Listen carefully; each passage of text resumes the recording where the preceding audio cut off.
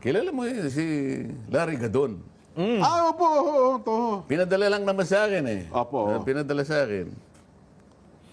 Hindi ko nababasahin, medyo... Pero sa gist niya, Opo. yung si Congressman Marcoleta, hindi mananalo yan. Ganun ba sabi? Hindi mananalo yan kasi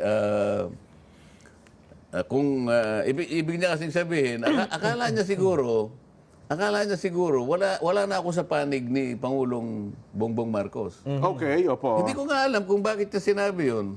Kasi kanya, pag sinabi mo yung mga kay Duterte, hindi kakayanin yan eh. Maswerte na yan kapag yan ay nakakuha ng boto na 4 na milyon. Kasama na ang iglesia. Oo. Itong analysis niya, tingnan mo kasi yung dating chief ng police, PNP, General Eliazar kanya. Opo. Yan, sinuportahan ng iglesia yan. Tingnan mo, umabot lang siya ng 10 million. Opo, Eliazar, tama Di kayo. ba? Opo. Last elections po, Hindi ba si Larry Gadon, palagi niya sinasabi, bobo kayo eh. Opo, totoo yun. Doon sa sumikat Alam mo, lumilitaw siya yung bobo eh. Opo. Kaibigan ko ito eh. Totoo po, totoo. Last elections, lagi kayong magkasama rin yan. Kaibigan ko naman yan. Hanggang ngayon, Hindi ko nga malaman kung bakit siya nagsalita ng ganito. Opo. Ngayon, napatunayan ko na bobo siya. Sinabi niya 4 million. Hindi pala marunong sa math eh. Hindi niya nakakita, may zero yun eh, 40 million yun. Ganun o. 40. Iwanan natin yan. Tama. Di ba? Di ako naman, minsan, alam mo na minsan, si Atty. Larry Gadon ko ngayon, unawain na lang natin ko. Hindi, bakit? No. Bakit niya ikukonclude na? Bagamat hindi niya sinabi ron. Bakit? Opo. Ibig ba niya sabihin si Pangulong Marcos galit sa akin? Hindi totoo yun. Opo. Baka hindi niya alam. Siya kapag nakita ni Pangulong Bongbong yan, maraming pagkakataon magkakasama kami, hindi man niya pinapansin yan eh. Ganun ba? Oo, maski na nung nangangampanya kami, maski na ngayon. Si Pangulong Bongbong, alam ba, nagkita kami sa isang piging o kaya sa ano. Pag nakita niya ako, magagano'n, pupunta, nagbubulungan kami. Oo. Baka halimbawa, isang araw magkita kami. Halimbawa, bubulungan ako halimbawa. Huwag mo na ikang pansinin si Larry. Bakit? Kalaban ko ba ang Pangulong Marcos? Wala akong sinasabi laban sa... Nakita mo yung rally na yun, sinuportahan pa nga natin. Ibig sabihin, binigyan natin ng diin na yung kanyang opinion, tama. Tama po yun. So, paano mo sasabihin na tayo'y laban doon sa opinion ng Pangulo? Yun nga po ang hindi matanggap ng marami kong Yung opinion niya sa atin ay tama. Tama. Kaya naman talagang Pero sa tama mga po. kasamahan niya, mali ito. Baka siya'y magalit ngayon kaya, ikaw naman kanya gadong, bakit sinabi mong 4 million, hindi mo, bakit? Kalaban ko ba si Kadante ang tawag sa akin ng presidente? Kasi nga, kaya ako sinasabi ito, minsan nabubulungan ako.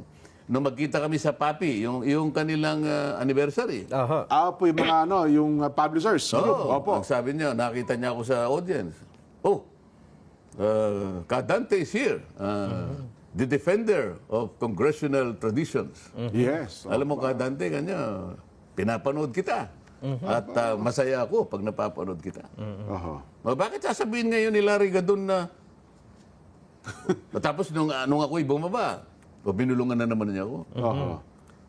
Pinagtulong-tulungan ka. Oo nga po eh.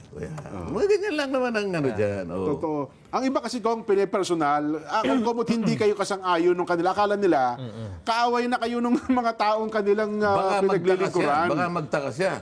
Umatras si Manong Chabit. Tama. Baka hindi niya alam kung ano yung binili ni Manong Chabit. Ba? Secret, di ba? Kayo po may binilin. Go. Secret. Nabulungan din. Baka magtaka siya. Akala niya 4 million. Hindi niya nakita yung zero na nakatabi. 40 ho yun. 40.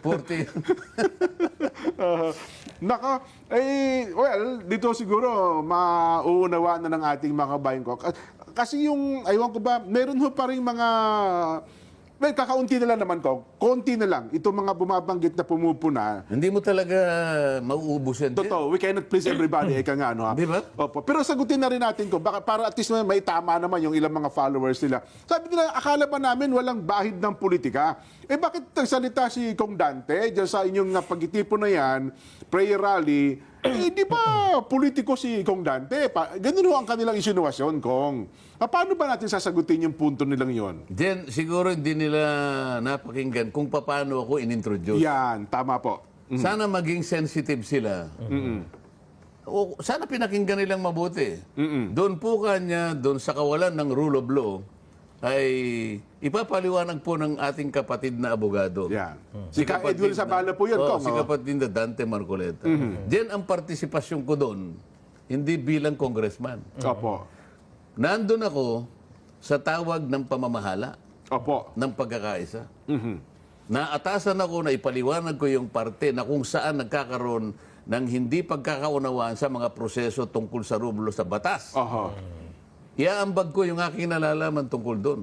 Tama At sa po. dami naman ng nag-comment na positibo, na kung i-discuss ko ngayon, baka tatlong araw hindi pa tayo matapos. Tama kayo, Kong. Oho. So, dapat nakita nila, hindi yung aking pagiging congressman. Kaya nga pati yung pagpapakilala sa akin, hindi man lang binanggit na congressman. Para maunawaan nila na ang participation ko doon bilang gaanib Abogado. na abogado. Opo.